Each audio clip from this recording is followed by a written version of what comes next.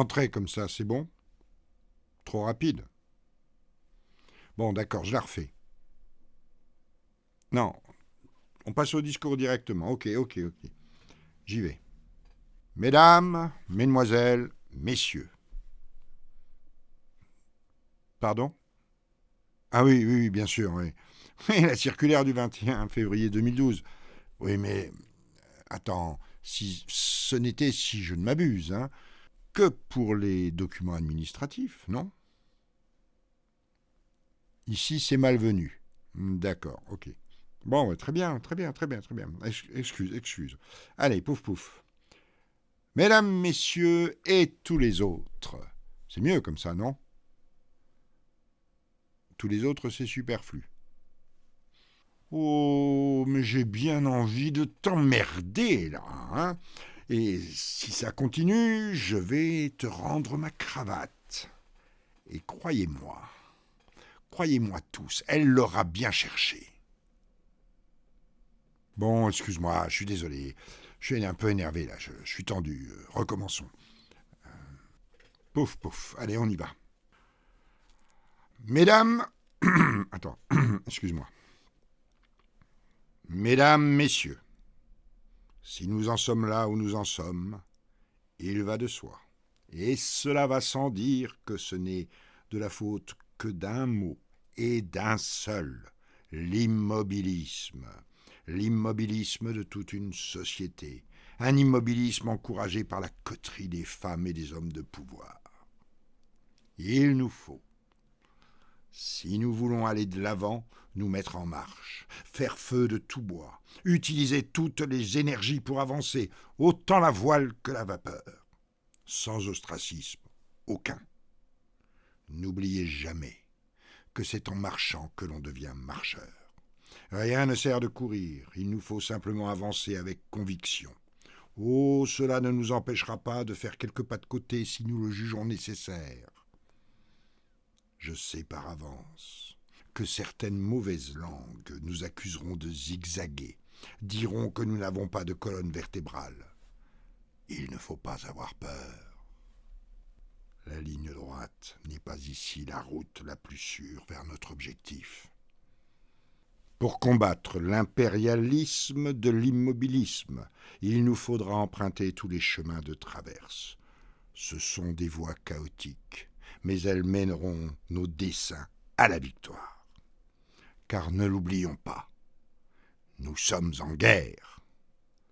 Partout où nous le jugerons nécessaire, nous allumerons des feux ou des contre-feux. Oh, d'aucuns diront que nous menons une politique d'amateurs.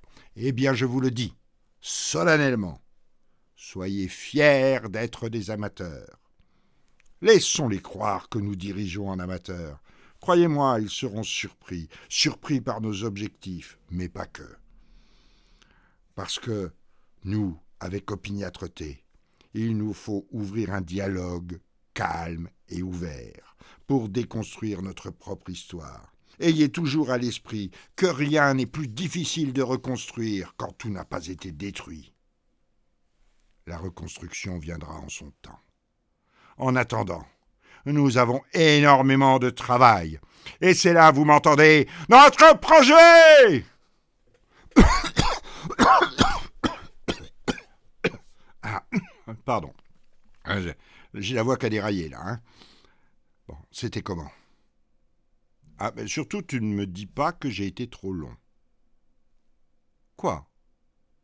Quoi, le ton? Mais tu m'énerves, là. Avec toi, rien n'est jamais bien. Tu as toujours quelque chose à redire, merde. C'est fini le temps de l'épouvantail. Tu m'emmerdes, Ladybug. Je vous passe les détails. Jamais facile une rupture. Mais vous me connaissez. Jupitérien. J'ai arraché mon oreillette, tourné les talons et je suis sorti. Oh, le dicton en avril ne te découvre pas d'un fil. Prenez là toute sa signification. Hein. Surtout qu'en tournant les talons, j'étais sorti en tenue de scène, petit costume de chez Touboul. Pas très chaud. Je ne sais comment je me suis retrouvé devant la maison Jules Verne. Pour ceux qui ne connaissent pas, c'est aujourd'hui un musée. Avant ce jour, je n'y avais jamais mis les pieds. C'est vrai que je n'ai passé que quelques années dans cette ville, du moins je le crois. Je n'ai pas de souvenir d'avant le début de mon adolescence, ou alors juste quelques bribes inintéressantes. Je me souviens qu'à cette époque, je lisais, oui, je visitais peu. Je lisais, non pas que j'aimais cela, non, mais j'étais trop, comment dire, fier, oui, c'est ça, c'est le mot juste, fier. Alors je me mélangeais peu. J'étais fier de me faire draguer par une prof. J'avais, comme me le disait Charles, les boutons en rut. Oh, je sais, ce n'est pas ce que tous les tabloïds vous ont raconté. Mais croyez-moi, il ne faut pas toujours croire ce qui est écrit dans les journaux. Elle, enfin, on va faire ici une omission, hein, on ferme la parenthèse. Depuis que je suis entré en politique, je l'appelle Ladybug. Ladybug m'a dragué, et pas l'inverse. Non, l'inverse c'est pour l'histoire, une bleuette pour faire rêver les électeurs. Bon, enfin, je saute des étapes. Je suis devant la maison Jules Verne. Il fait froid, et je vais entrer. Le seul ennui, c'est que je n'ai pas un copec. Rien, nada. C'est Ladybug qui gère. Moi, je me laisse porter. Je fais là où on me dit de faire. Si je gagne ma vie, bien sûr. Et pas qu'un peu, comme on dit dans les bistrots. C'est Ladybug qui gère, c'est tout. Elle a tout dans son sac. J'ai vraiment très froid. Enfin, je pousse la porte, le gardien se lève, passe derrière la caisse, referme la porte. Voilà, j'aperçois un radiateur électrique. Je m'approche, les mains tendues comme au-dessus d'un brasero. Et puis je le regarde droit dans les yeux. Ça, je sais bien le faire. J'ai une réelle propension à faire croire aux gens qu'ils ne sont rien, qu'ils sont, à cet instant, le centre de mon monde. Il me regarde, sourit, et lâche un... Il fait pas chaud, hein? Du coup, vous êtes mon premier visiteur, et dans 20 minutes, on ferme. Je lui souris et lui fais savoir qu'en 20 minutes, on ne peut pas se plonger dans la vie d'un si grand écrivain. Que je vais juste me réchauffer, et que je repartirai comme je suis venu, sans déranger. Sauf que, de but en blanc, le bougre me balance. « Je vais voter pour vous !» Oh là, monsieur, vous allez un peu vite en besogne. Je n'ai pas encore dit que j'allais me présenter. Il me coupe la parole. Avec tout mon respect, c'est un truc de polichinelle. Toutes les télés le disent. Le pauvre ne sait pas que je viens de rompre et que je ne vais pas me présenter. Comme quoi, hein, les télés, c'est comme les journaux. Quelquefois, ils racontent n'importe quoi. Bon, enfin, comme je ne veux pas le décevoir, je conclus par un « nous verrons ». 1 an, c'est long, il faut attendre encore un peu. Dans tous les cas, merci pour l'hospitalité. Et je sors. Il fait toujours aussi froid, hein, et j'arrive pas à me concentrer sur autre chose. Pourtant, il me faut trouver une solution. Il est hors de question que je revienne en arrière. Merde, quoi! Et comme souvent, la Providence va jouer un rôle déterminant. Qui sort de la maison Jules Verne? Je vous le donne, Émile. C'est son prénom, le prénom de mon gardien. Il se dirige vers sa voiture, alors je le rattrape. « Voulez-vous vivre une aventure ?»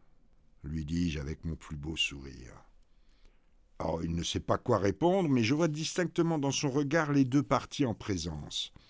D'un côté, un enfant en danger, le téléfilm de France 2, et de l'autre, l'aventure avec ce qu'il croit être le futur président.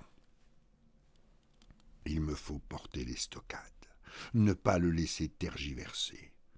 Alors je prends un air désinvolte. Oh, je sais ce que vous ressentez.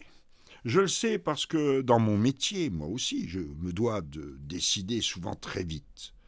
Un peu au pif, je dois bien l'avouer. Mais c'est ce qui fait la grandeur de l'homme, non ? Je sais, oui, j'en fais un peu beaucoup. Ben, c'est tout moi, ça. Ah, peut-être, mais le résultat est là, hein. Je sens qu'il baisse la garde. Il me lâche une aventure avec vous. Pourquoi pas? Alors, très bien, vous allez m'emmener au ministère à Paris. Ah, ses épaules se tassent. Je vais le perdre. Il me faut absolument reprendre la main. Oh, je sais ce que vous pensez. Pourquoi je ne prends pas ma voiture de fonction ou le train? Oh, ne dites rien, je vais vous répondre. C'est une question de salut national. On complote derrière mon dos. Et si je prenais des moyens officiels pour rentrer, tout le monde le saurait immédiatement. Et je ne pourrais pas surprendre les traîtres qui complotent. Vous pouvez m'aider à sauver ce qui peut encore l'être. Touché. Coulé. Il m'ouvre la portière passager. Quelques heures plus tard, nous nous garons sur le côté du POPB. Émile est un brave homme, hein, un peu simple, mais brave. Je lui demande de m'attendre bien sagement dans la voiture. Je sais que je n'ai pas beaucoup de temps. Ladybug a déjà dû déployer tous ses bataillons pour me localiser. Je suis dans mon bureau, devant le coffre-fort. Le code. Oh zut, le code. Je devrais pourtant m'en souvenir. L'année de notre rencontre multipliée par 666. Alors, 1, 3, 2, 6, 6, 7, 2. Ah, voilà. Le coffre s'ouvre. Le dossier bleu marqué « Île anglo-normande ». Alors, c'est page 23, voilà, c'est bien ça. Maintenant, mon passeport, quelques indispensables et des petites coupures. Voilà. Je referme le coffre, en y enfermant mon portable, et je rejoins Émile qui m'attend sagement dans sa Clio noire. « Déjà » me dit-il. « Oui, ils ne m'ont pas attendu, ils sont partis pour Saint-Malo. Si nous roulons bien, nous y serons vers 2h ou 3h du matin. » Il me regarde interloqué. « Vous voulez que je vous conduise à Saint-Malo ?»« Oui, Émile, l'aventure, c'est l'aventure. » Rassurez-vous, vous n'aurez pas affaire à un ingrat. Je peux vous faire nommer à l'ordre de la Légion d'honneur. Bon, ça n'a pas l'air de le toucher. Mais pour commencer, je sais que tout cela vous engendre des frais. Je sors quelques billets de la poche intérieure de mon veston, 2000 €, je les lui tends. Tenez, premier acompte. J'ai visé juste. Il est vrai qu'avec ces arguments, il est très rare que même les plus récalcitrants ne se ravisent. Croyez-moi, j'ai testé. Il prend les billets, mais aussi de l'assurance. Il me dit qu'il va falloir s'arrêter pour faire le plein et qu'il doit boire un café pour tenir la route. Pas de problème, Émile. Il démarre, porte de Bercy, périphérique, banlieue, autoroute A11. Nous nous arrêtons à la première station. Je vous ramène un café ? C'est fou quand même, ce que les gens qui ne sont rien pigent vite. Cette proposition comme ça n'a l'air de rien, mais prouve qu'Émile a tout compris. Il a compris que moins je verrai de monde, mieux je me porterai. Oh, Émile, avec plaisir, merci. Moi, je vais me dégourdir les jambes. Je ne croise personne sur ce parking. Pas beaucoup de monde sur une aire d'autoroute un mercredi soir à 21h. Tant mieux. Il nous reste maintenant plus de 4 heures de route avec un autoradio en panne et un Émile qui pose sans cesse des questions. Questions assorties systématiquement d'un « Oh, si je suis indiscret, vous me le dites, hein ?» Mais non, Émile, voyons. Ce soir, nous sommes des compagnons d'aventure. Ce qui ne m'empêche pas 9 fois sur 10 de botter en touche et de le relancer sur sa propre vie. Et si la Clio avale doucement les kilomètres, moi, au travers des interrogations d'Émile, c'est des couleuvres que j'ingurgite. Il en est une, surtout, qui m'insupporte au plus haut point, et elle a trait à Ladybug. Je m'aperçois, au fil de son questionnement, que dans ce que nous appelons entre nous le peuple profond, Ladybug tient la corde. Sa grande copine a bien œuvré. Toutes ces unes à répétition l'ont propulsé en tête de tous les hit-parades. Et pourtant, moi aussi je suis sur les photos. Mais écoutez, Émile, je suis transparent. Ça me reste vraiment en travers de la gorge. Et ce qui me reste en travers de la gorge, c'est que depuis l'épouvantail, Ladybug conduit ma vie. J'en fais à 110 km/h le triste constat. Bref, nous quittons la 11 pour la 81. Du moins, c'est ce qu'indiquent les panneaux. Émile se tait. Je pourrais en toute quiétude penser à mon avenir. Mais, parce qu'il y a toujours un mais, je ne suis pas tranquille. J'ai peur que mon chauffeur ne s'endorme. L'accident serait si vite arrivé. Et ça serait pour moi, à ce moment précis, le pire des scénarios. Toutes ces prises de risque pour un retour à la case départ, je ne veux pas, surtout pas l'envisager. Aire de Saint-Denis d'Orque, 20 km. Oula. Je vais proposer à mon compagnon d'un soir de nous arrêter, de prendre le temps de nous dégourdir les jambes. Mais à ma grande surprise, il me répond que, bien qu'il y ait lui aussi pensé, il lui semble que si nous voulons être à temps à Saint-Malo, cet arrêt lui paraît vraiment superflu. Voyons, Émile, il est à peine 2 heures, il ne se passera rien avant l'aube. Et puis, j'ai une envie pressante. J'ai fait mouche. Dans ce cas, pour moi, ça sera un café. Bonne idée, lui dis-je, ça nous fera le plus grand bien. 10 minutes plus tard, Émile gare sa Clio sur le parking désert de l'aire de Saint-Denis d'Orque. Il part vers la machine à café. Je reste seul, au milieu du parking. Bizarrement, il ne fait pas froid. Il ferait même plutôt doux. Je ressens comme un malaise, une sorte d'oppression, l'impression de manquer d'air. Oh, je connais ce sentiment. Je l'ai souvent expérimenté il y a plusieurs années. Il était synonyme d'une présence que Ladybug appelait de ses voeux. Une présence qui, à ce moment-là, me mettait mal à l'aise. « Allons, Emmanuel, ressaisis-toi, Ladybug n'est pas là. » Et comme on me disait à l'époque, en me vous voyant, vous n'avez rien à craindre. Émile et un gobelet de café me sortent de ma torpeur. Ah, Émile, j'ai oublié mon portable à Paris. Vous pourriez me prêter le vôtre? J'aimerais juste vérifier quelque chose sur Internet. Sans réfléchir, il me tend son smartphone. Merci. Dans la zone de recherche, je tape environ de l'aire de Saint-Denis d'Orque. Quelques minutes suffisent pour me confirmer ce que je ressentais.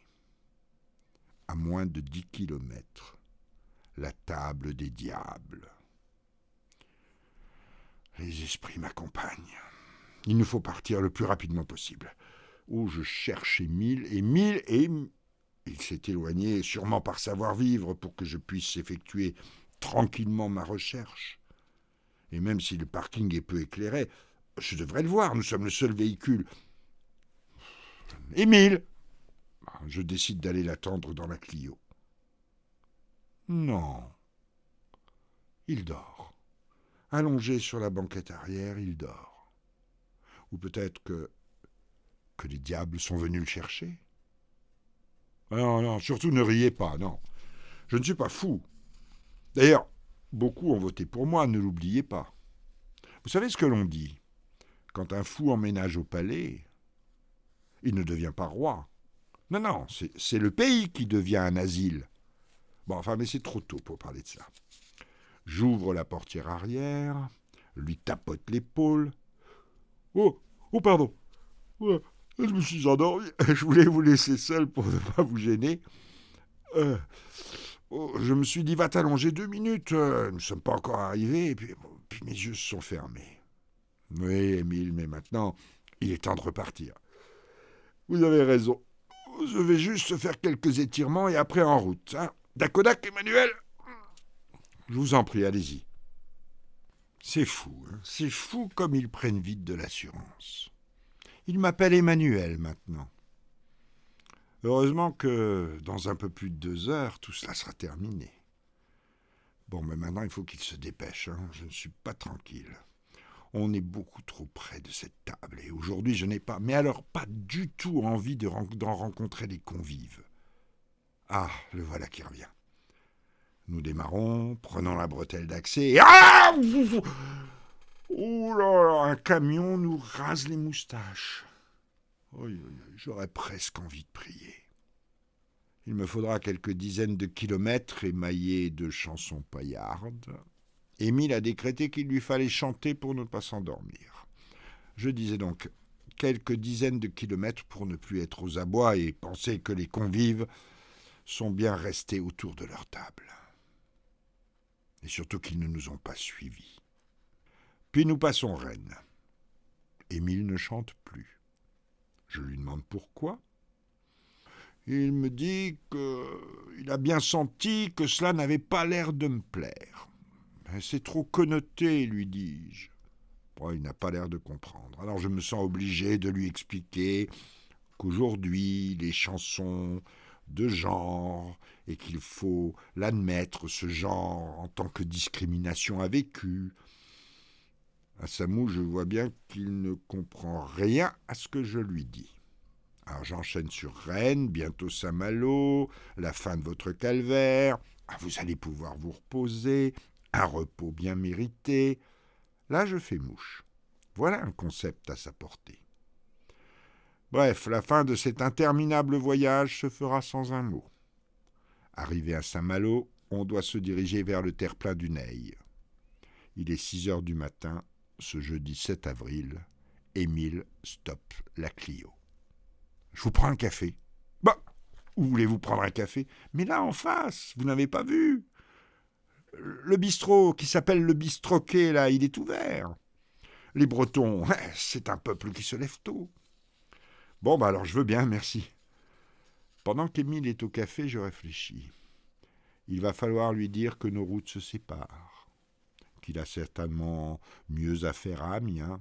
Enfin, en un mot, que je n'ai plus besoin de lui, mais surtout qu'il va lui falloir tenir sa langue. Il ne m'a pas vu. Point. Le voilà qui revient avec 2 gobelets fumants. Il s'assoit, et silencieux, nous buvons notre café. Je romps le silence.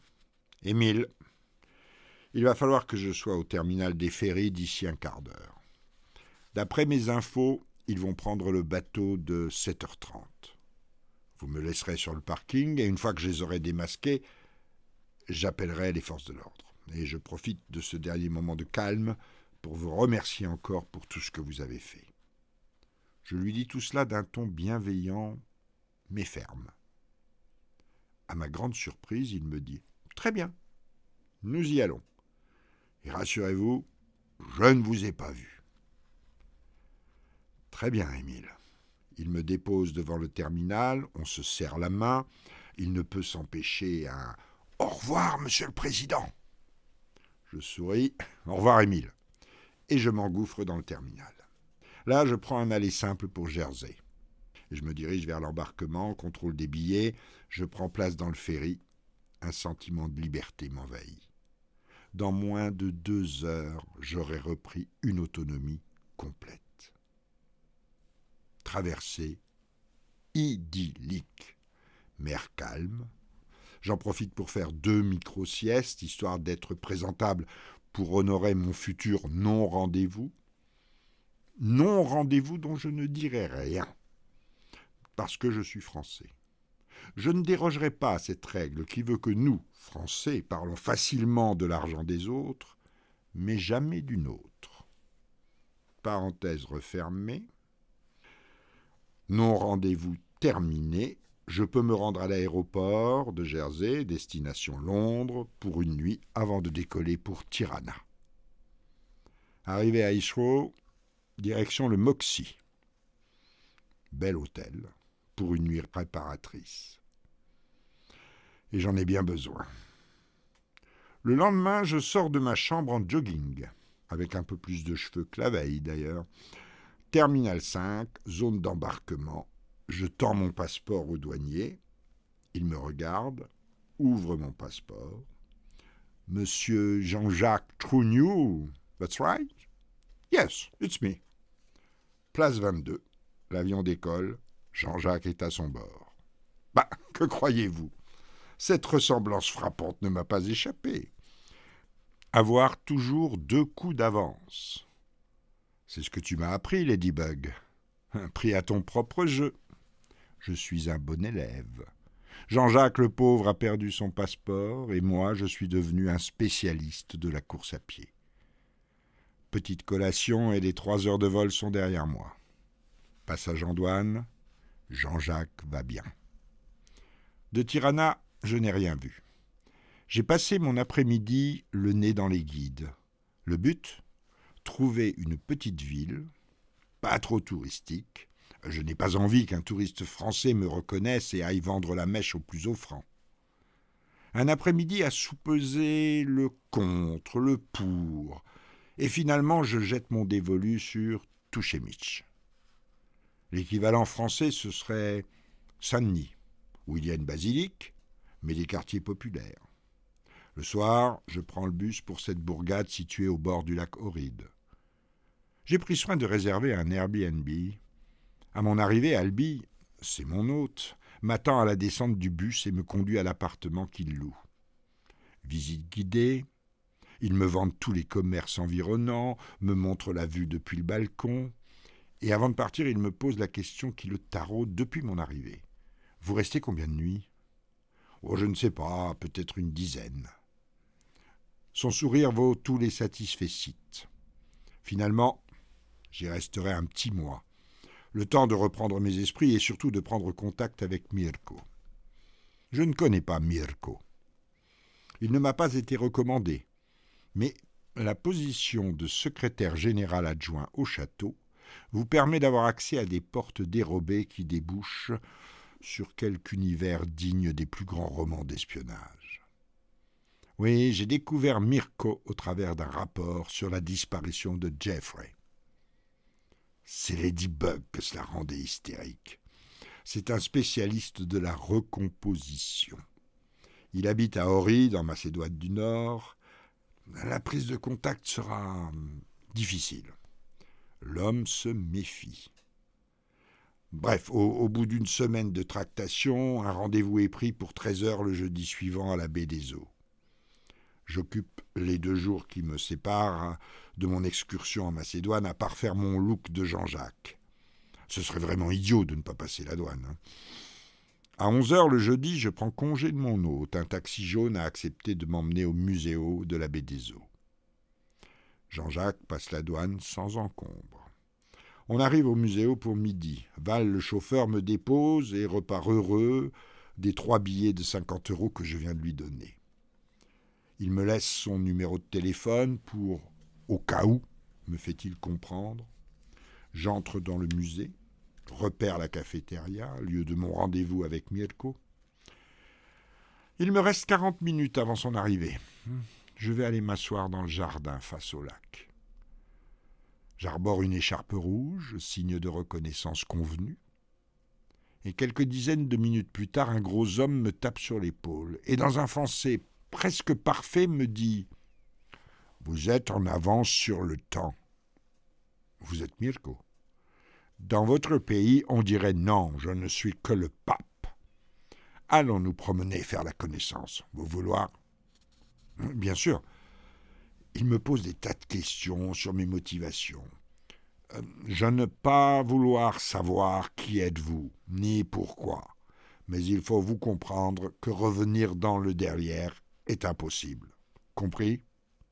Oui, bien sûr. J'ai compris et je peux même ajouter que la seule chose dont je sois sûr, c'est de ne pas vouloir revenir en arrière. Bon, la décision, vous la prendre combien dans le temps ? Oh, il y a plus d'1 mois. C'est pas long. Peut-être, mais pour moi, c'est suffisant. Il faut que vous savoir que moi, je suis cher. Je sais, je connais vos tarifs. Je veux le même service que pour Jeffrey. Vous connaître ce Jeffrey ? Pas moi. Nous nous perdons en circonvolution. Lui, je n'ai jamais travaillé avec un Jeffrey. Moi, je le connais de ma vie d'avant. La confiance, pas à pas, s'installe, faisant fi de ses dénégations et de mes mensonges. Il finit par me dire « Parlons maintenant d'une ère pour la guerre. Pour une recomposition, avec tout papier nécessaire, cela vaudra 200 000 $. Il me regarde, cherchant, je le sens bien, la moindre hésitation de ma part. Je ne laisse rien paraître. Le théâtre, ça me connaît. Je lâche juste un « Parfait. Une chose pourtant, je paie en euros. » Aucun souci, 250 000 €. Il a un taux de change bien à lui, mais ai-je le choix? Non. On se tape dans la main, marché conclu. Nous sortons du muséo, il me fait monter à l'arrière d'une Skoda sans âge, me bande les yeux. « Pour nos sécurités », me dit-il. Ce que j'évalue à 2 bonnes heures de route et beaucoup de virages nous amène à destination. Maintenant, vous pouvoir voir. J'enlève mon bandeau, et nous sommes au milieu de nulle part. Il m'accompagne vers ce qui va être ma chambre pendant toute la durée des opérations. La journée du lendemain est consacrée aux photos et retouches. Il m'explique. Cela doit plaire à vous, mais aussi possible pour moi. En fin d'après-midi, on arrête une définition. Alors, qu'est-ce que vous en pensez, hein? Méconnaissable, non? 40 jours, comme une traversée du désert. 40 jours d'opération, de cicatrisation, et tout ça dans une salle d'opération ultra-moderne au sous-sol d'une ferme perdue dans la montagne. Quand je vous disais que certaines portes ouvrent des perspectives dignes des romans d'espionnage, je me dois ici de remercier Mirko.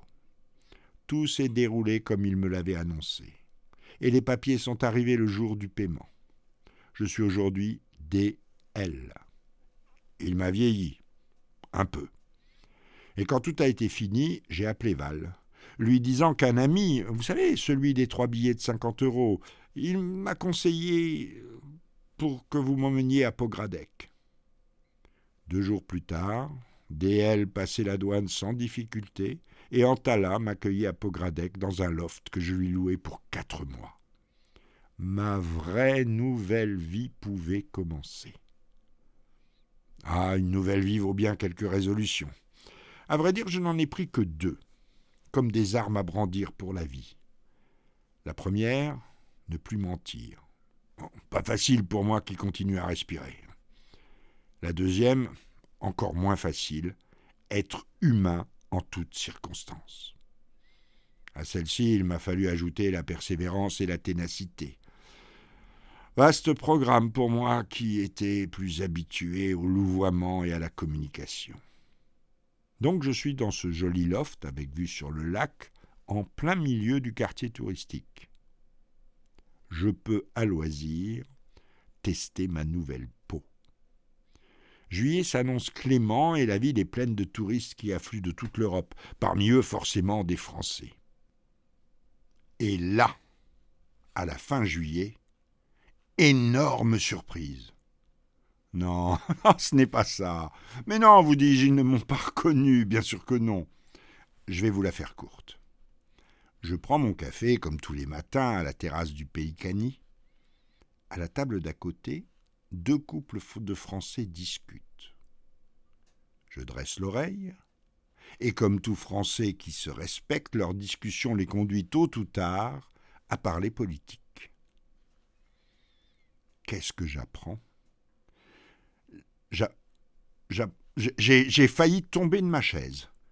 Emmanuel, c'est-à-dire mon ancien moi, vient de tenir meeting à la Mutualité. Mais alors comment je veux dire, son corps est ici, à Pogradec. Le garçon qui connaît mes habitudes n'en revient pas. Vous ne prenez pas de 2e café ? Ah non, merci, pas aujourd'hui. Vous comprenez, vous là, il me faut encaisser le coup. Je rentre au loft et pendant toute la matinée, je ris, je pleure, bref, ça dépasse l'entendement. Après ma rupture début avril, je voulais vivre tout simplement normalement, comme vous. Et voilà que mon tout récent passé frappe à la porte. Je veux élucider ce mystère. Je ne sais même pas si je le veux, mais en tout cas, il le faut. Moi qui viens de passer quelques semaines dans la peau d'un quidam moyen, je dois, que dis-je, je me dois d'éclaircir cette situation, ne serait-ce que pour me positionner dans l'avenir. L'après-midi, j'achète un ordinateur et cherche un magasin de journaux qui vend des quotidiens français. Même si je sais ce que je sais, même si je sais qu'on ne peut pas leur faire confiance, je veux lire leur narratif. À 18h, je rentre au loft avec un ordi portable et 3 journaux français sous le bras. Je m'installe dans le canapé face au lac. Gros titre du Monde. Emmanuel Macron passe à la vitesse supérieure. Le Figaro. Macron organise son premier meeting le 12 juillet à la Mutualité à Paris. Le titre de Libération me fait sourire. Emmanuel Macron à la Mutualité, le chaud pour rien ou le chaud de trop. À la lecture des articles, je vois que la feuille de route est suivie à la lettre. Mais la question principale demeure. Qui joue mon rôle ? J'ai toujours eu une sainte horreur de la technique. Pourtant, il a bien fallu que je branche et que je connecte ce foutu ordinateur à Internet. 2 heures plus tard, je me prends pour un véritable geek. Je tape Macron à la Mutualité. Le Parisien a mis sur sa page un extrait vidéo du meeting. Mon Dieu que la ressemblance est frappante. Est-ce que c'est Jean-Jacques qui a pris ma place ? Ce serait un juste retour des choses. Ou bien un comédien, une espèce de clone. En tout cas, le gars a parfaitement chopé ma gestuelle. Hein. Et même certains tics comme... tics dont je me suis départi, vous aviez remarqué. Grâce à Mirko. On a beaucoup travaillé pendant ma quarantaine dans sa ferme. Son leitmotiv était « Rien de votre avant ne doit être aujourd'hui ». Sevrage réussi. Les jours qui suivent, je regarde en boucle les vidéos du meeting pour me persuader qu'il n'est peut-être pas aussi bon que ma première impression me l'avait laissé croire. Puis je ne trouve rien, c'est presque parfait. Tout au long de la fin juillet et au mois d'août, les gens ne parlent pas de moi. Enfin, de lui. J'ai simplement noté début août la pique du président Hollande. Faire de la politique autrement, ça n'existe pas. Ce qui me désarçonne, c'est qu'ils ne suivent plus la feuille de route. Il était prévu que je démissionne pendant les congés. Impatient que je suis. Il fallait attendre le 31 août. Résumé de la presse de ce dernier jour du mois d'août, cette phrase d'un éditorialiste du Midi Libre. En avant marche, après avoir goûté pendant 2 ans au faste de Bercy, Emmanuel Macron veut maintenant se délecter des lustres de l'Élysée. Le narratif est lancé. Maintenant, ils vont rester 2 à 3 mois mezzo voce avant de lui faire dire « J'en serai ». À mon corps défendant, je dois reconnaître que c'est très fort ce que fait Ladybug. Rien ne l'arrête, hein. C'est un bulldozer. Je me souviens, un prof de français à la Providence, tout le monde lui donnait du « Madame ». Eh bien, Madame, je ne sais pas pourquoi, avait jeté son dévolu sur le petit Emmanuel. Madame l'a façonné. Madame lui a tout appris. Tout, même si ça doit faire mal au cul. Tout. Non, je n'ai pas de regrets, non. Un peu de nostalgie, peut-être. Les gens de la haute, j'aime bien cette expression. Des Français attablés au pays cani l'employaient à tout va pour désigner les politiques à la tête de la France. C'est une expression qui me plaît beaucoup. Donc, si les gens de la haute savaient comme il est bon, comme il est reposant d'être monsieur tout le monde, je crois que tous, ils démissionneraient. Mais ils sont formatés, enfermés dans ce qu'ils croient pour les plus tordus, enfin les plus ambitieux si vous préférez, être un destin. Ah, s'ils savaient. S'ils savaient qu'aujourd'hui, pour rien au monde, je ne reviendrai en arrière. Ma vie d'aujourd'hui, sans paparazzi, sans toutes ces contraintes d'être en permanence en représentation, est 1000 fois, que dis-je, 10 000 fois meilleure. Comme j'ai promis de ne plus mentir, il faut le dire, 10 000 fois meilleure, avec de l'argent, bien sûr. Merci à mes oncles. Ce mercredi, en rentrant du Pélicani, Antala n'a pas fini le ménage. Je lui trouve la mine renfrognée. Quelque chose ne va pas ? Non, rien, je suis triste. Vous bientôt partir. Moi partir ? À quand ? Vous m'avez dit 4 mois. Ils sont finis la semaine prochaine. Eh bien, rajoutons 1 mois tout de suite. Oh, merci, c'est une grande joie pour moi. Et toute guillerette, elle finit son ménage. Je passe le temps à ne rien faire. C'est nouveau et doux pour moi. Je fais bien de goûter à cette vie faite de sieste et de langueur. Parce que, début septembre, on frappe à ma porte. C'est Mirko. Qu'est-ce qui vous amène ? À l'intérieur, s'il vous plaît. Je le fais entrer, il me demande de verrouiller la porte. Intrigué et inquiet, je le fais asseoir dans le salon. Que se passe-t-il ? Il va falloir vous partir. Pardon ? Vous partir ici très difficile. Pour plus de compréhension, je vais arrêter de le mimer, là. Je vous fais un résumé. Mirko me dit en substance qu'au vu de son savoir-faire, il est souvent sollicité par des officines à 3 lettres, si vous voyez ce que je veux dire. La semaine dernière, un de ses contacts d'un bureau d'outre-Atlantique lui a demandé de mes nouvelles. Alors bien sûr, il n'a rien dit. Il me dit que eux, les Macédoniens, ont le respect du client. Mais il sent que je n'ai pas été assez précautionné. Il me dit qu'il est sûr qu'ils ne sont pas loin. Il finit par un « Je prévenir vous, j'ai assuré le service d'après la vente. Prenez le soin pour vous. Adieu. » Il ouvre la porte et me laisse seul. Le lendemain, c'est aux aguets que je vais prendre mes cafés au Pélicani. En rentrant au loft, ma décision est prise. Je pars. Ok, je pars. Mais où ? Loin. Bonne décision. Mais loin, c'est où ? Ce n'est pas tout près. Première certitude depuis le passage de Mirko. Même si j'ai eu du mal à y entrer, j'ai quelques restes de l'ENA. Alors je tape sur mon ordi, quels pays n'ont pas d'accord d'extradition avec la France ? La Russie. Non, trop près. L'Égypte ou le Pakistan. Pas assez sûr à mon goût. Finalement, je jette mon dévolu sur le Chili. Je vous passe les détails, d'abord parce que c'est une période dont le souvenir ne m'est pas agréable, et qu'ensuite, les idées brouillonnes d'un énarque ne sont pas intéressantes. L'important, c'est ce qu'il en est sorti. J'ai décidé de ne pas prendre l'avion, trop repérable. J'irai donc en bateau. Reste à me faire engager comme manutentionnaire sur quelques navires marchands. Le plus grand port de marchandises du pays est Durès. Je contacte Val pour qu'il m'y conduise. « C'est à 160 km d'ici, me dit-il. Ce n'est pas possible pendant mon travail.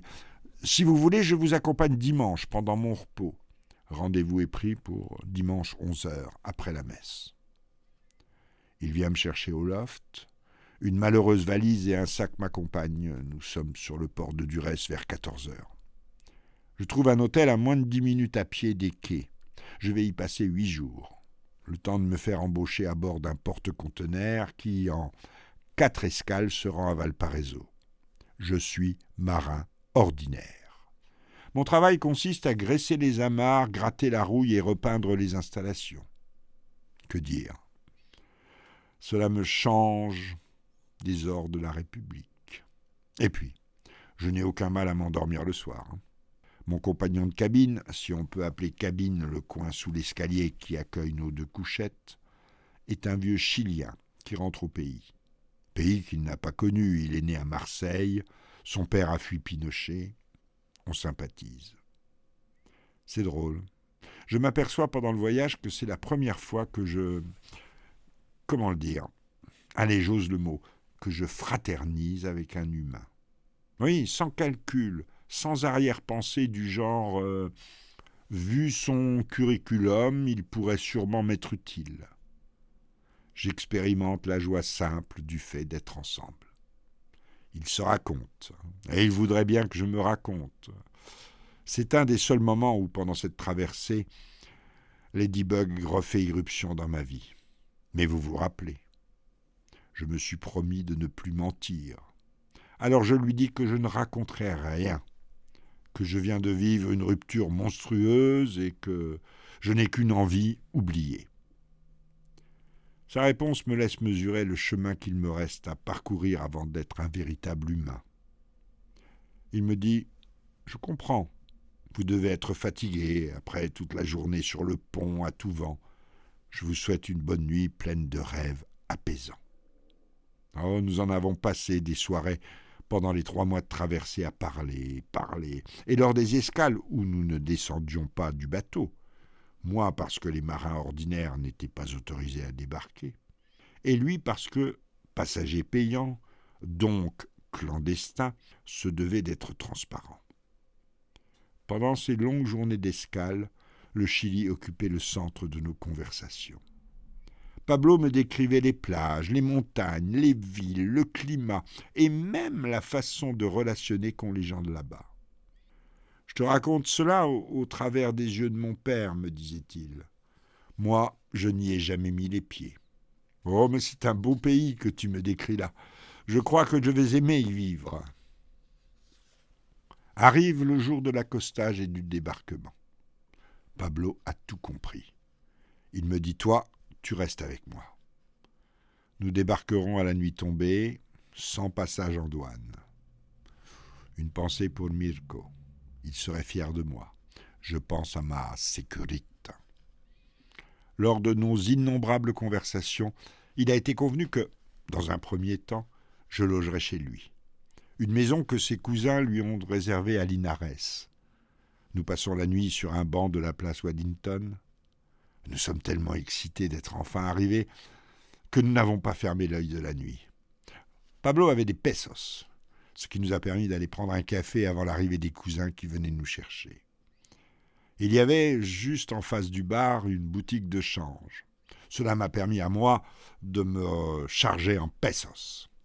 Ah, mais que c'est beau les retrouvailles familiales. Des gens qui se regardent vraiment, qui s'étreignent franchement. Même moi, qui ne suis pas de la famille, j'ai droit à ce traitement. Je crois que jamais, vous m'entendez, on a eu autant d'amour à mon égard. Et puis nous arrivons à Linares. La maison est coquette, petite mais confortable. 2 chambres, une salle de bain et une salle à vivre. Bref, l'endroit rêvé pour passer inaperçu. Quelques jours plus tard, Noël et Nouvel An oblige, nous sommes invités partout. On se souhaite une merveilleuse année 2017. Que tous nos vœux se réalisent. J'avoue que je suis un peu largué, l'espagnol n'est pas ma langue de prédilection. Puis petit à petit, on prend nos marques. Je fais de longues promenades dans la ville, je repère un libraire qui vend des journaux français, avec quelques jours de retard, mais bon, je deviens malgré tout un client très assidu. J'avoue que pendant la traversée, entre le travail sur le pont et les discussions sans fin avec Pablo, je n'ai pas eu le temps de penser à mon remplaçant. J'ai commandé Internet pour la maison. Movistar nous l'installe dans la semaine. Je suis curieux de voir si Ladybug applique le plan. Et si mon remplaçant... Enfin, je n'aime pas ce terme. Ah, il faut lui trouver un autre nom. C'est vrai, personne ne me remplace, quoi. Bon, tiens, péché d'orgueil. Même moi, je ne suis pas parfait, que voulez-vous? Enfin, bref, on l'appelle comment? Micron? Marionnette? Pinocchio? Ah, trop simple. Macron bis? Trop flatteur pour lui. Mitron. Pas mal, non? Je ne sais pas si tout le monde sait ce qu'est un mitron, mais c'est un apprenti en boulangerie. Je voudrais voir aussi comment Mitron se débrouille. En attendant d'être prêt à rattraper mon retard, je me familiarise avec la ville. Je flâne. J'ai découvert lors de mes promenades l'endroit idéal pour la lecture des journaux de l'avant-veille.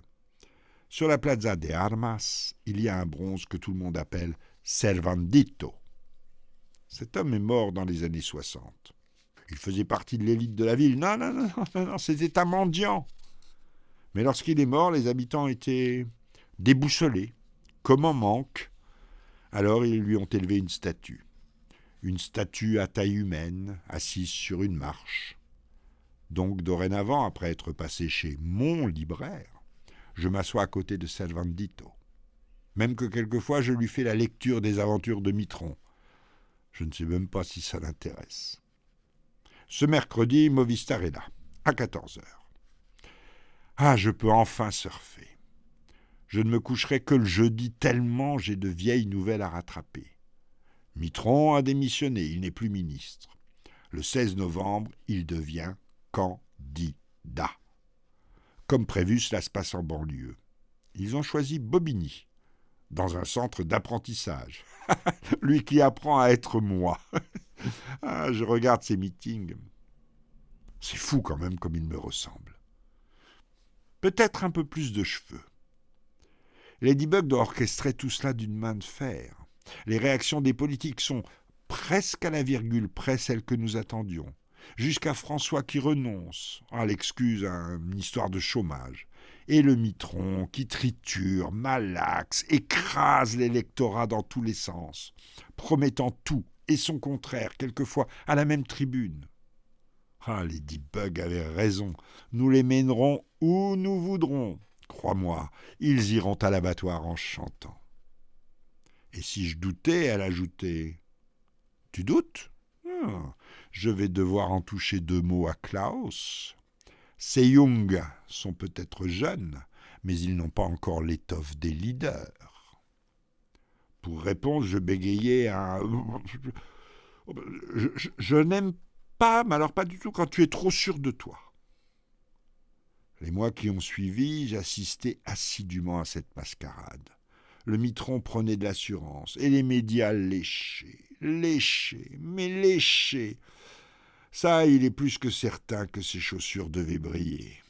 Ils les ont aidés. Ils ont même assassiné l'autre François. Une sombre histoire d'attachés parlementaires et de costards. Je comprends mieux aujourd'hui pourquoi Ladybug insistait pour que ce soit M. Touboul qui s'occupe des miens. Cet assassinat faisait partie du plan. Nous avons fêté Pâques avec les cousins de Pablo. Et tradition oblige, on a pris rendez-vous pour le dimanche suivant, pour la fête de Quasimodo. « Ah mais tu peux pas me manquer ça, me dit Pablo. C'est magnifique. C'est une grande procession à cheval. » Heureusement que son cousin vient à mon secours. « Laisse, dit-il, il pourra suivre la procession et après on le laissera aller voir son Mitron. »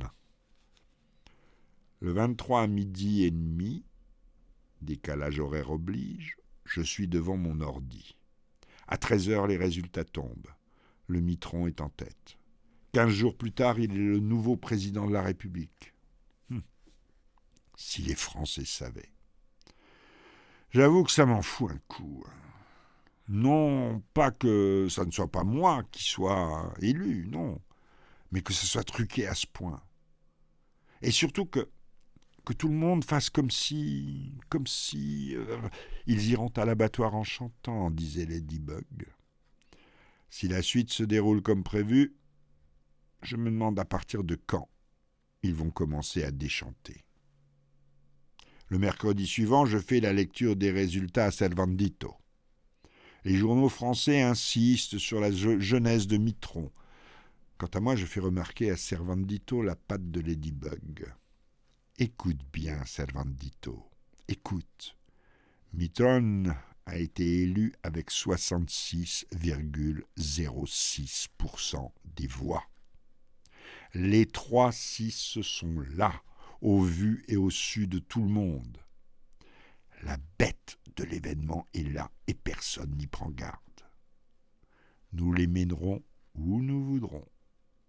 Le 14 mai retient mon attention. Passation de pouvoir et investiture présidentielle. Bon, rien que le protocole, me direz-vous. Pour vous, oui, mais pour moi, non. C'est vrai, quoi. Qui sont ces deux-là ? La télé les présente comme les parents de Mitterrand. En tout cas, ce ne sont pas les miens.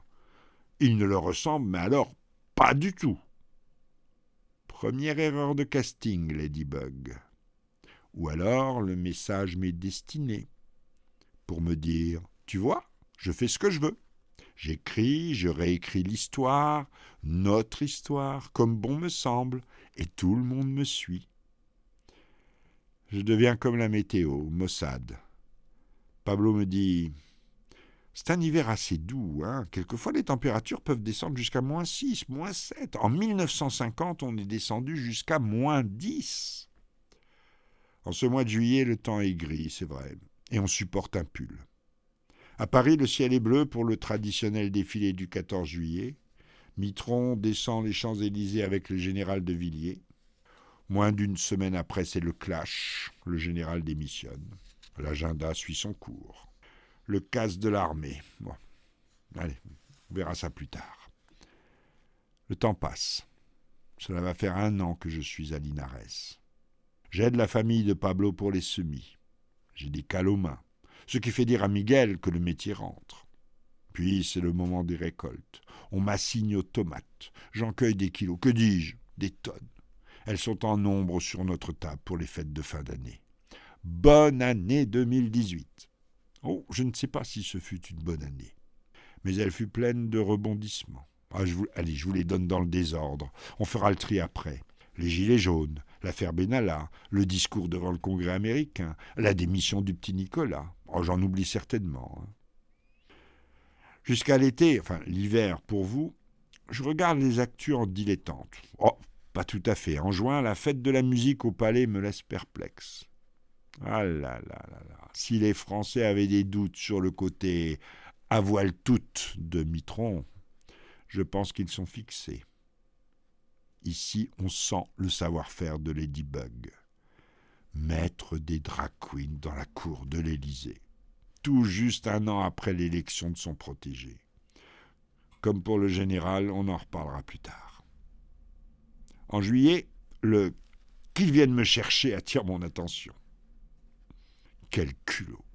Ladybug, imagine, juste un instant, toi qui adores la politique fiction, imagine que la pétition de Priscilla, signée par plus d'1 million de personnes, ait fait son effet plus tôt. Imagine 1 million de citoyens qui viennent pétrir le Mitterrand. Non, il ne s'est rien passé.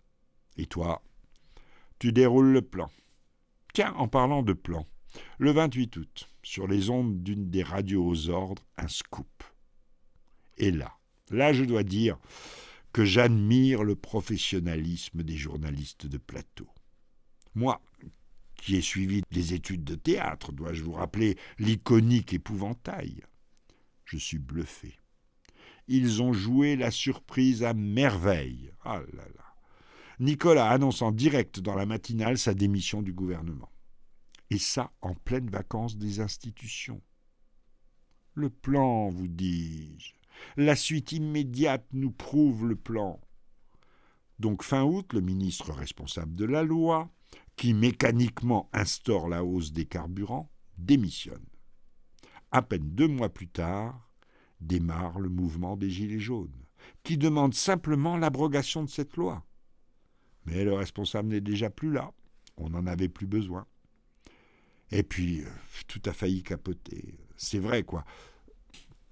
Ce mouvement était sympathique, bon enfant, rassembleur. Trop, peut-être. Pour finir, je ne sais pas qui a eu l'idée de monter à Paris pour manifester. Mais quelle bonne idée! Leur a-t-on soufflé?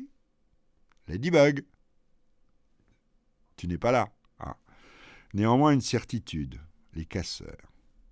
Pour décrédibiliser le mouvement. Petit joueur. Bien sûr que non. Réfléchissez, bon sang. Même depuis Linares, c'était limpide. pour dresser les Français les uns contre les autres. Voilà pourquoi c'était faire. Souvenez-vous des commerçants, des morts et des blessés par milliers de manifestants. Le plan, vous dis-je. Enfin, nouvel an chez nous fut bon enfant. On a fêté dignement l'arrivée de 2019. Chez vous, je ne sais pas. Toujours est-il que début janvier, Mitron, en super-héros à Grand Bourg-Road. Puis il vole de région en région pour sauver la France. Ladybug a appelé cela le grand débat. On écoute. Peu. On blablate abondamment. La France de 1789 est de retour. Les cahiers de doléances. J'ai cherché, beaucoup, mais je n'ai rien trouvé. Ni dans les journaux que mon libraire me met de côté, ni sur le net. Les cahiers ont disparu. That's the plan. Juste un rappel. Les listes issues des Gilets jaunes font moins de 1% aux élections européennes. Ladybug déroule, et le Mitron joue parfaitement son rôle. Bon.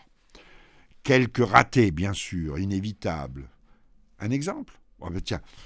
Un exemple qui nous ramène au cahier de doléances. Vous savez, ceux qui ont disparu, eh bien, ils ont été brûlés. Au sens métaphorique, bien sûr. L'incendie de Notre-Dame. Pile poil le soir où Mitron devait donner des réponses à ces fameux cahiers de doléances, dans un discours à la télévision. Le hasard, comme par hasard. Je parlais des ratés du Mitron. Il arrive sur le parvis pour se rendre compte des dégâts, avec le petit Édouard. Et là, au vu et au su de tout le monde, et quand je dis de tout le monde, c'est le monde, avec un M majuscule. Ils rient, tous les deux. On dirait deux copains qui se racontent la dernière blague à la mode. Tu as vu comme elle brûle bien ? Efficace, non ? Très. En plus, ils y croient tous. Dans la maison à Linares, j'ai essayé. Dans la cheminée, un vieux billot de chêne sec, coupé depuis plus de 30 ans. J'ai pris 3 cigarettes. 3 pour mettre toutes les chances de mon côté. Et c'est une bonne cheminée qui a du tirage. J'y ai déposé le billot, les 3 mégots encore allumés. Ça a fait pchit. Alors, du chêne du, 12e, 8e siècle, avec un seul mégot. Faudrait qu'ils revoient leur... comment on appelle ça déjà ? Leur narratif, ouais, c'est ça.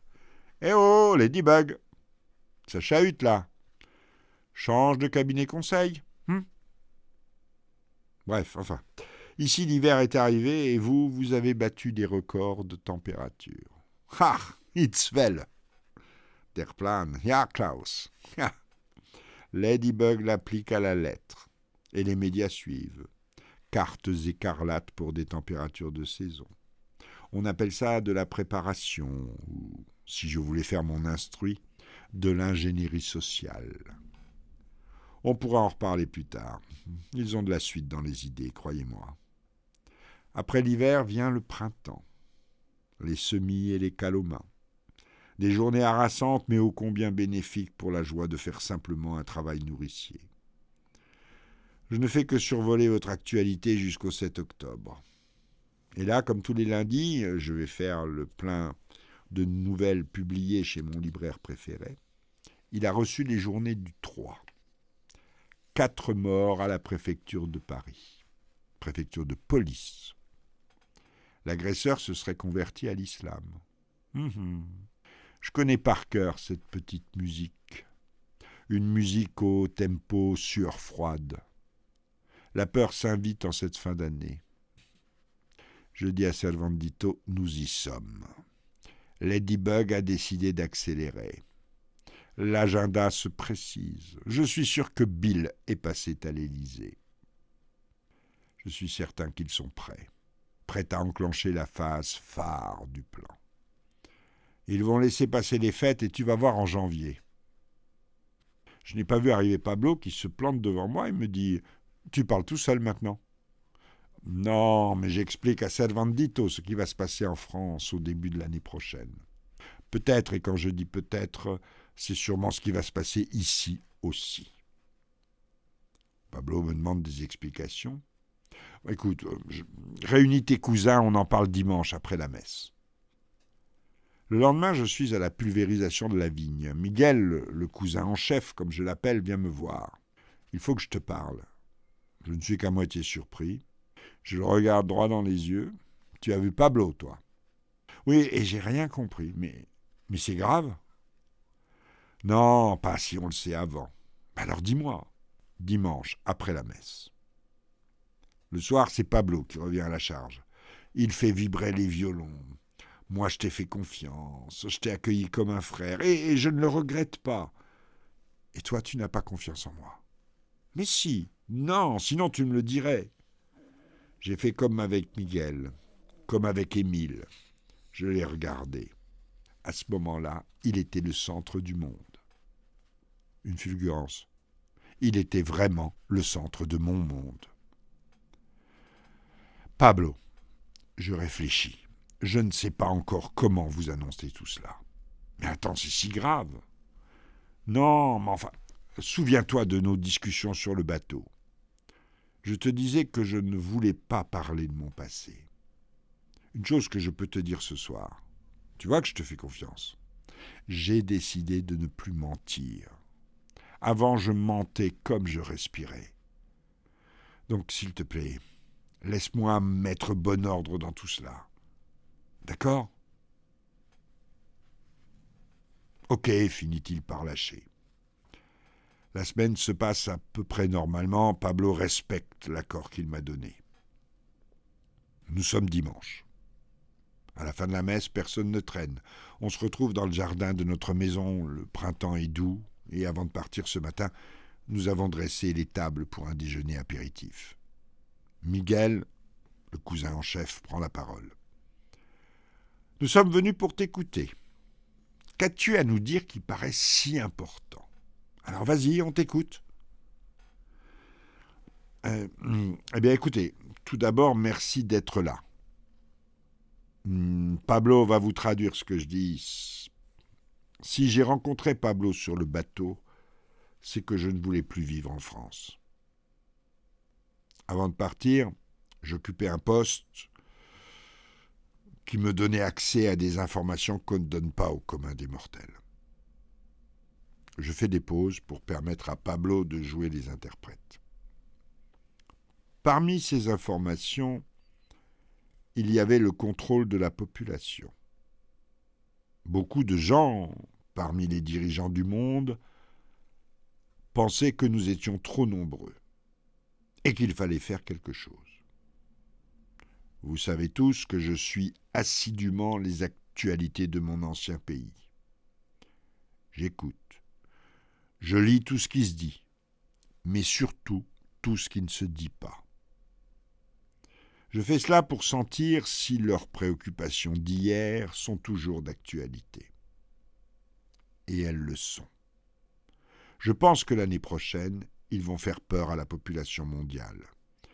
Ils vont essayer de nous faire croire que nous allons tous mourir. Je ne sais pas exactement comment, mais je sais que cela sera faux.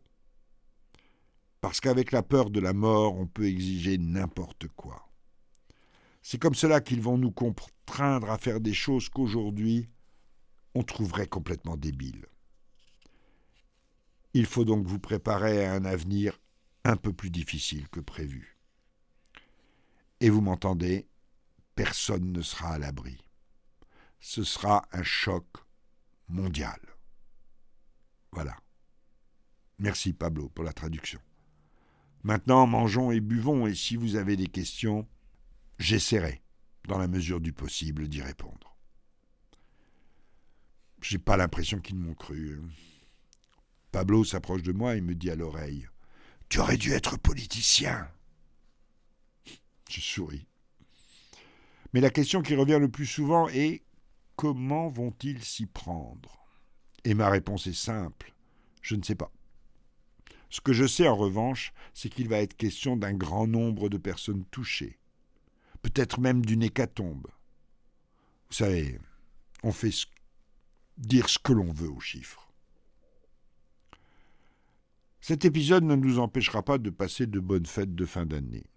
Lors des vœux pour 2020, Miguel m'a dit « Ne le prends pas mal, mais je souhaite que tu aies tort. » Moi aussi. Mais c'est une année spéciale, a-t-il ajouté. 2020, c'est 2-0-2-0. La dernière fois, c'était en 1010 et la prochaine en 3030. C'est vrai ce qu'il dit. Il faudrait peut-être s'intéresser à la numérologie. Je lui réponds, peut-être, mais cela fait aussi 20 et 20. Et 20 et 20, ça fait 40. Comme les 40 jours dans le désert ou comme la quarantaine en cas de pandémie. Il me regarde avec des yeux de poisson rouge. On fait dire ce qu'on veut aux chiffres, tu te rappelles ? Lundi 6 janvier. Comme l'année dernière, mon libraire m'a gardé la livraison de la semaine. A priori, rien de bien nouveau, sauf que, et quand on lit entre les lignes, c'est important, la mort d'un livreur en scooter, mort par asphyxie, avec rupture du larynx, suite à un contrôle de police. Tu vois, Servandito, entre les lignes, cela veut dire que les policiers ont des ordres. Durcir le ton, faire peur. Il y en a qui essaient de faire plus peur que d'autres et quelquefois la bavure est au rendez-vous. Si je dis ça à Pablo et aux cousins, ils vont me prendre pour un fou. Alors cela reste entre toi et moi. Il va me falloir attendre le 17 février pour retrouver un peu de crédibilité auprès de mes amis. Les journaux français parlent d'un virus arrivé de Chine qui, passant par l'Italie, a fait son premier mort en France. Je rentre directement, sans passer voir Servandito. Je fais mes recherches sur le net. Seul dans ma chambre, j'éclate de rire. Ce virus serait passé de la chauve-souris au pangolin.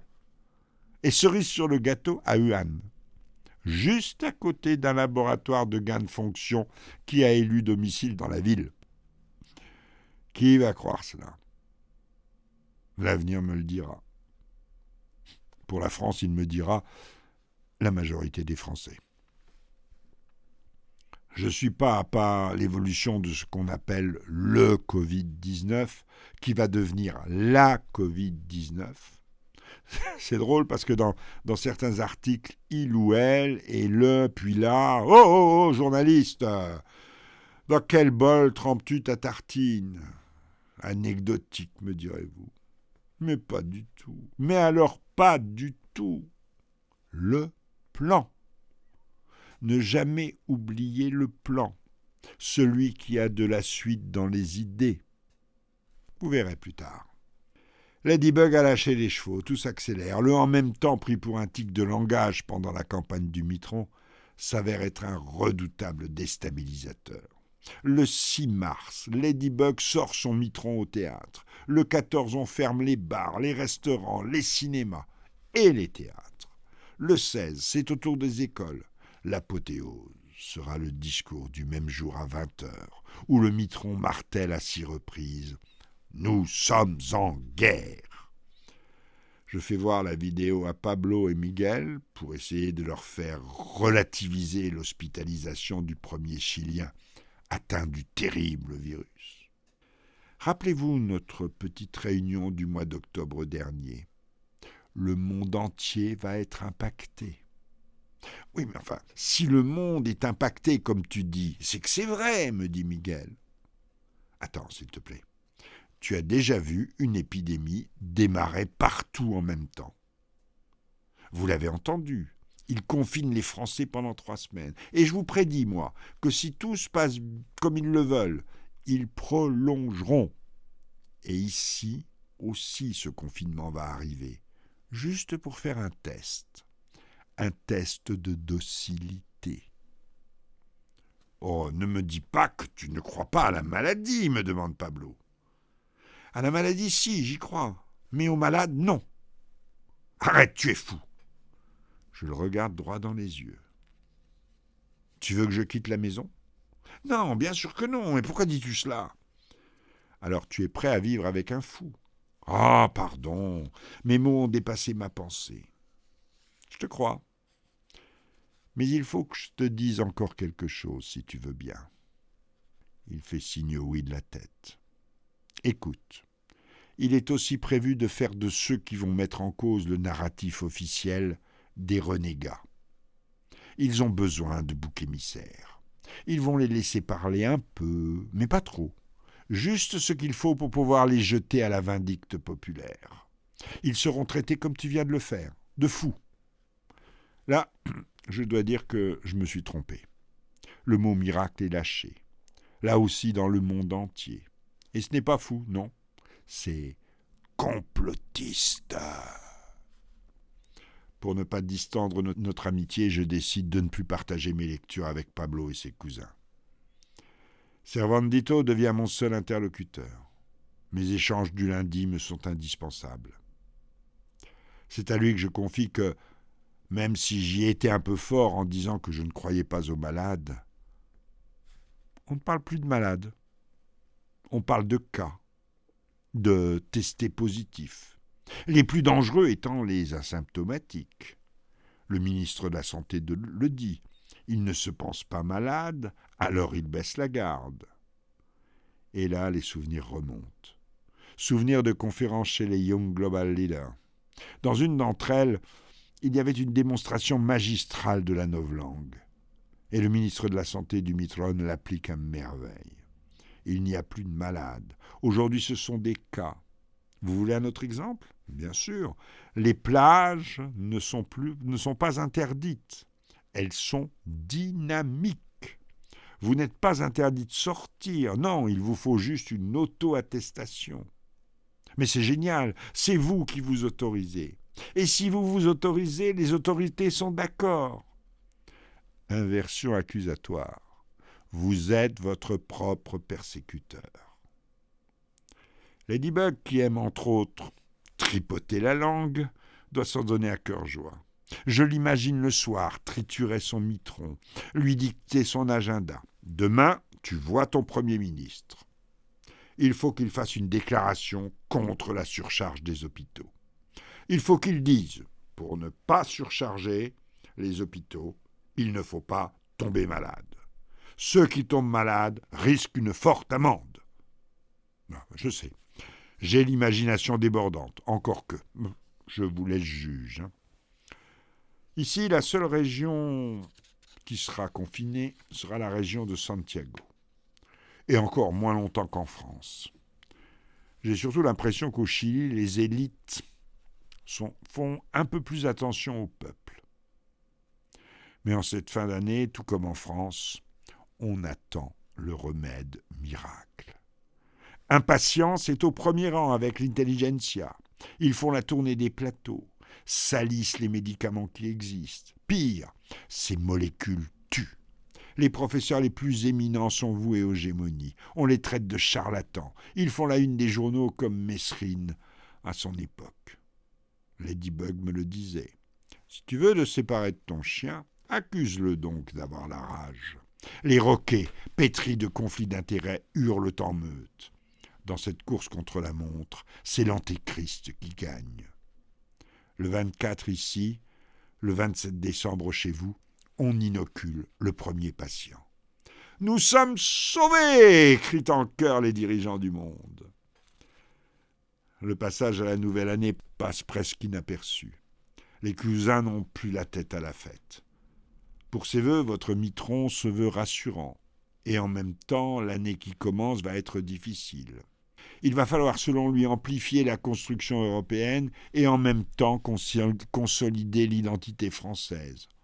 En même temps, vous dis-je. Il va falloir aussi s'attaquer aux discriminations de tous ordres. Le ou la Covid, il ou elle, peut-être que elle est en train de montrer le bout de son nez. La novlangue s'accélère. Le nous sommes en guerre accouche d'un couvre-feu, strict de 18h à 6h, puis assoupli de 20h à 6h, et enfin de 23h à 6h. Ladybug s'y connaît en agenda. Laisse-les souffler pendant l'été. L'automne n'en sera que plus jouissif. Et voilà, le pass sanitaire qui ne devait pas exister ou n'existait que pour les grands rassemblements entre en vigueur au mois d'août pour tous les lieux de loisirs.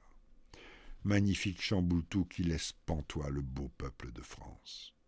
Rien de tel pour en remettre une deuxième couche. On lâche les chiens. On a laissé trop de place aux gens qui réfléchissent. Vaccination obligatoire pour les soignants et autres pompiers. Et s'ils ne sont pas d'accord, on les suspend. Sans salaire, bien entendu. Mais c'est pas légal. J'entends d'ici la réaction de Ladybug. La loi, c'est nous. On les suspend sans salaire. Ladybug donne ses ordres au Mitron, qui envoie ses ministres sur le devant de la scène. Le vaccin est efficace à 95% contre les formes graves et à 100% contre le confinement, dit l'un, pendant que le premier d'entre eux demandera de boire son café assis. C'en est trop. Je m'assois. J'avoue que j'y ai cru. Péché d'orgueil. J'étais persuadé être le grain de sable qui gripperait la machine. Je dois me rendre à l'évidence, l'année prochaine sera pire que celle qui s'achève. Ils conduisent leur agenda de main de maître. Pablo me tire de mon cauchemar. Tu as oublié ? On t'attend. Cette fois, c'est toi qui inaugure la nouvelle année. Allez, viens ! La coutume dans la famille de Pablo veut que le chef du clan, et en ce moment Miguel, fasse un discours qui trace les grandes lignes de l'année à venir. Cette année, Miguel a décidé que ce serait moi qui inaugurerais la nouvelle année. Je m'avance, ils sont tous là, assis dans le jardin, la soirée est douce. Miguel prend le micro. Une fois n'est pas coutume, pour le remercier et surtout pour nous excuser de ne pas l'avoir cru il y a un peu plus d'1 an, c'est à lui que je confie ce discours de transition. Et sans autre cérémonial, il me tend le micro. Merci Miguel. Je ne sais si je mérite cet honneur, mais enfin, je vais essayer d'être à la hauteur. Merci à vous tous aussi. La dernière fois, je vous avais fait un aveu. Eh bien, aujourd'hui, je vais vous en faire un autre. Je n'ai pas souvenir d'avoir eu une famille. Ici, j'en ai trouvé une. Pour cela, merci. Elle va nous être plus que nécessaire pour l'année qui s'annonce. Je vous ai parlé du plan qui s'élabore en haut lieu. Ce plan veut nous priver de nos libertés. Liberté d'aller et venir. Liberté de nous soigner comme nous le voulons. Leur credo est « Vous ne posséderez plus rien et vous serez heureux ». Et pour cela, ils vont créer la guerre. Oh, je vous rassure, même si cette guerre se voudra mondiale, ici nous serons épargnés. C'est l'Europe qui sera au cœur de leurs préoccupations. L'Europe, la Russie et la Chine. L'Europe en tant que terrain de guerre, la Russie en tant qu'ennemi, et la Chine parce qu'il faut contrôler la production. Vous pensez que je délire ? Alors écoutez. En 2014, des accords ont été passés. Ils n'ont jamais été respectés. On entend déjà, à bas bruit, résonner les bottes. Ce qui pourrait arrêter tout cela ? Que le Mitron ne soit pas réélu. Il est le représentant le plus fou de tous ces gens. Joe a été élu aux USA. Voilà qui n'augure rien de bon. Surtout quand on connaît l'histoire de l'ordinateur de son fils. Ordinateur qui en dit long sur les implications otanesques en Ukraine. Ici, nous n'aurons affaire qu'à une guerre économique. Ils veulent à tout prix nous appauvrir. L'inflation qui commence va s'accentuer dans l'année qui vient. Je pense qu'ils vont s'en prendre à la famille comme pilier de la société. Pour conclure, souhaitons-nous le meilleur et restons vigilants. Bonne année 2022 à toutes et tous. Un mot encore, Miguel. Il y a 2 ans, on parlait numérologie. Cette année, 2 plus 2 plus 2, cela fait 6. On fait dire ce que l'on veut aux chiffres. Janvier, février, et ce n'est que fin février que le Mitron se met au fourneau. Il annonce enfin ce que tout le monde savait. Il y va. Mais il n'a pas le temps de faire campagne. Nous sommes presque en guerre. Il ne faut pas oublier, comme le disent tous les médias, Poutine a envahi l'Ukraine. C'est fou comme on personnalise un conflit. On pourrait à l'inverse dire la Russie a envahi Zelensky.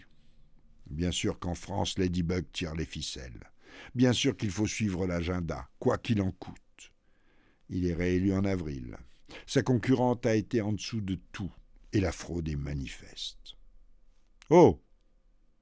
Oh, vous dormez? Vous avez entendu? Il a été réélu, et avec lui Ladybug et les cabinets noirs. Ce n'est pas horrible, non, c'est inadmissible. En ce mois d'avril, je suis nerveux, irritable. Je ne trouve la paix qu'aux côtés de Salvandito. Je m'épanche, que dis-je? Je me répands en conjectures. Voilà 6 ans que j'ai claqué la porte pour me retrouver à la maison Jules Verne. Je répète à haute voix pour Salvandito. Pour me retrouver à la maison Jules Verne. En prononçant son nom, je m'aperçois que je n'ai jamais rien lu de cet auteur. Je retourne voir mon libraire pour voir si par hasard il n'aurait pas une édition française d'un des livres de Jules Verne. Samou, je vois qu'il adore ce genre de challenge. Peut-être, me dit-il, peut-être. Accordez-moi 5 minutes. Il tourne les talons et le voilà parti dans l'arrière-boutique. Il revient quelques minutes plus tard, brandissant un trophée. Un livre. Je savais bien que, sens dessus-dessous, sûrement pas le plus connu, mais c'est le seul que j'ai. Je le prends, lui dis-je, tout de suite. Je passe le restant de la journée et la soirée à lire. En refermant ce livre, je suis sûr d'une chose. Cet homme était un visionnaire. Le livre raconte qu'une compagnie américaine a décidé de redresser l'axe de la Terre pour mettre dans le réel leur vision d'une planète parfaite. Bien sûr, ils échouent. Mais une phrase est restée gravée en moi. Quelques milliers d'habitants disparaissent, et c'est à peine si les innombrables survivants se sentent troublés. Je répète, quelques milliers d'habitants disparaissent, et c'est à peine si les innombrables survivants se sentent troublés. Je pense que tous les dirigeants des officines à 3 ou 4 lettres ont lu Jules Verne. Ils savent. Ils savent que contrairement à la peur, l'empathie ne se propage pas. Et ils en usent, ils en abusent. Enfin, chez vous, l'été de cette année 2022 le confirme. Vous n'êtes pas mort du méchant virus? Vous avez eu de la chance. Mais attention, la canicule est là. Regardez nos cartes écarlates. Vous allez manquer d'eau. Et cette horrible guerre qui met en péril nos valeurs. Nous devons y mettre fin. Comment? En mettant à genoux l'agresseur, voyons. Sanctions, sanctions, sanctions! Il va vous falloir faire des efforts. Cet hiver, vous porterez des pulls à col roulé. Vous paierez votre essence plus chère. Tous les leviers sont actionnés. Cela ressemble à l'estocade. Ladybug me l'a enseigné. Quoi qu'il arrive, restez le maître, dire tout et son contraire, et après le contraire de tout. Le dire à son rythme, restez le maître des horloges, quoi qu'il en coûte. Pour les autres, bien entendu. C'en est trop. Il faut faire quelque chose. Cela ne peut pas continuer ainsi. Il faut que je fasse quelque chose. Si je n'ai pas été le grain de sable dans les rouages, que je sois au moins le pavé dans le marigot. Plus de 5 ans que je suis à Linares. Grâce à Pablo et à sa famille, j'ai beaucoup changé. Quand je dis cela, c'est intérieurement. Extérieurement, je n'ai fait que vieillir un peu. Quelques cheveux blancs. Je pense être devenu humain avec tout ce que cela comporte. L'empathie, la joie, l'entraide, mais aussi la colère, la haine ou pire, le ressentiment. Je dois me débarrasser des 3 derniers, et pour cela, il faut que je rentre en France. Nous sommes en août. Ici, c'est l'hiver. Moins de travail au champ, Pablo décide de m'emmener à l'île de Pâques. Si tu tiens absolument à rentrer en France, me dit-il, tu ne peux pas partir sans avoir vu les Moailles. Les quoi? Les Moailles, ce sont les statues qui peuplent l'île. Quand on est arrivé, ce fut une révélation. Non, 2 révélations. C'est sur le site d'Aouakivi, lieu sacré s'il en est, que tout est arrivé. Imaginez 7 Moailles identiques, alignés et regardant en direction de l'océan. À côté d'eux, on a l'air ridicule. Chaque Moaille fait 5 mètres de haut. Vous imaginez 5 mètres. Pablo veut faire des photos avec moi à côté des Moailles. Je m'assois devant la statue du milieu, non pour paraître plus petit, mais je suis pris de vertige, et j'entends distinctement une voix qui me dit « C'est l'heure, c'est ton heure ». Pablo me crie « Souris, souris, je veux avoir un souvenir de toi gai !» Il fait des dizaines de photos, de face, de profil, de près, de loin, et pendant qu'il prend de la distance, on me frappe sur l'épaule. « Vous êtes français ?» Je me retourne, un couple d'une petite quarantaine me fait face. « Oui, mais ça fait longtemps que j'ai quitté la France. »« Peu importe, me répond la femme. Ça fait du bien de rencontrer un compatriote aussi loin de chez nous. » Pablo revient avec la tête des mauvais jours, déçu de ne pas avoir pu prendre sa photo. « Pablo, lui dis-je, ce sont des Français. » Nous décidons d'aller boire un verre au village voisin pour sceller cette rencontre loin du pays. Anna et Jean sont très sympathiques. Nous parlons de leur voyage, de l'envie d'Anna de voir l'île de Pâques, depuis qu'elle est toute petite. Petit à petit, je fais dévier la conversation sur la France. Je leur dis « Vous savez, j'ai quitté il y a bientôt 7 ans. J'ai appris par les journaux le jeune président, la pandémie sévère en Europe. Difficile, non ? Ai-je touché un point sensible ? Toujours est-il qu'on ne peut plus les arrêter. Ils nous parlent, se racontent avec force détails de l'impossibilité aujourd'hui de pouvoir vivre normalement au pays de Voltaire. Elle est soignante, suspendue depuis plus d'1 an. Lui est patron d'une PME. « Je ne me suis pas suspendu, dit-il en riant. Elle ajoute « S'il l'avait fait, nous ne pourrions pas être là aujourd'hui. » Pablo pose la question qui fâche. « Mais pourquoi ?» Anna voit rouge. « Mais mon petit monsieur, parce que comme beaucoup de Français, nous n'aurions tout simplement pas eu les moyens. C'est aussi simple que cela. » Pablo n'en revient pas. Il dit qu'il a vécu à Marseille jusqu'en 2016 et qu'il a en souvenir un pays où il fait bon vivre, où tout paraît possible. Jean lui répond. Cela a beaucoup changé depuis que le fou est à la tête du pays, tout part à volo. Tout, l'éducation, la santé et même le vivre ensemble est compromis. Je ne peux m'empêcher c'est-à-dire. Alors Jean nous raconte les gilets jaunes, les éborgnés et même les morts pendant les manifestations. Anna embraye sur la réforme des retraites, un pays au bord de l'asphyxie, l'enfermement sans soins et ce qui est pour elle le pire de tout, la distanciation sociale. 1 mètre entre chaque personne, des ronds dessinés sur le sol, chacun dans le sien. Jean regarde sa montre. Ils ont une soirée de danse traditionnelle, alors ils nous quittent. Sur le chemin de notre hôtel, Pablo me dit « Après ce qu'ils viennent de raconter, tu as toujours envie de partir ?»« Ah, plus que jamais. » Ce qui a le don de l'énerver. Je n'en rajoute pas et garde pour moi la voix entendue près des Moailles. Je passe une très mauvaise nuit, pleine de cauchemars. À 6 heures du matin, je sors de l'hôtel et vais me promener sur le port. Jean est là, assis, face à la mer. À mon tour de le surprendre. Je pose ma main sur son épaule. « Vous êtes français ?»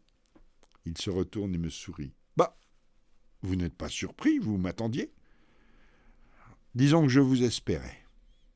À mon air ébahi, il réplique. « Asseyez-vous, je vais vous expliquer. » Anna pense que nous sommes ici parce que j'ai cédé à son désir de connaître cette île. Mais non, je suis ici pour vous. Je ne veux pas comprendre. Je le regarde droit dans les yeux. Vous êtes qui ? Jean, pour vous, c'est suffisant. Jean, écoutez-moi. Non, vous, écoutez-moi. Je suis là pour vous faire disparaître. Ce sont les ordres. Mais, parce qu'il y a un mais, je ne suis pas d'accord avec cet ordre. Anna est vraiment ma femme et elle a été suspendue. Je ne vous fais pas de dessin. Si, faites-moi un dessin. Il n'y a pas de rapport entre moi et la suspension de votre femme, alors. Alors il y a un rapport. Vous m'avez été présenté comme le futur désinformateur en chef. Non pas pour la France, non, mais pour l'Europe. Imaginez la panique en haut lieu. Et vous n'êtes pas d'accord ? Non, je pense au contraire qu'il nous faudra à l'avenir beaucoup de désinformateurs. Et qu'avez-vous décidé ? De vous exfiltrer. Mais, enfin, comment savez-vous tout cela ? Je veux dire sur moi, sur mon emploi du temps, le fait que je vienne à l'île de Pâques. Comme vous ne retournerez pas à Linares, je vais vous le dire. Le libraire.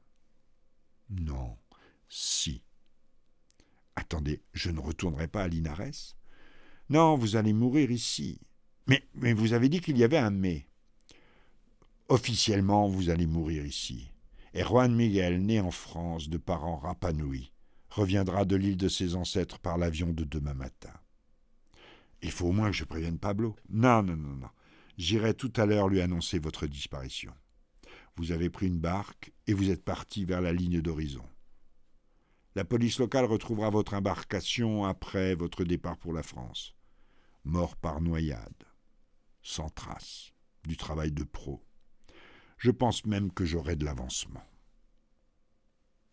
C'est loin l'île de Pâques. Ici, vous n'avez entendu parler de rien. Le 18 août 2022, Juan Miguel est né. Le 19, il foule à nouveau le sol de France. Et pour donner du crédit au narratif de Jean, il devient lanceur d'alerte. En 2024, il décide de raconter la vraie vie d'Emmanuel. Personne ne le croit.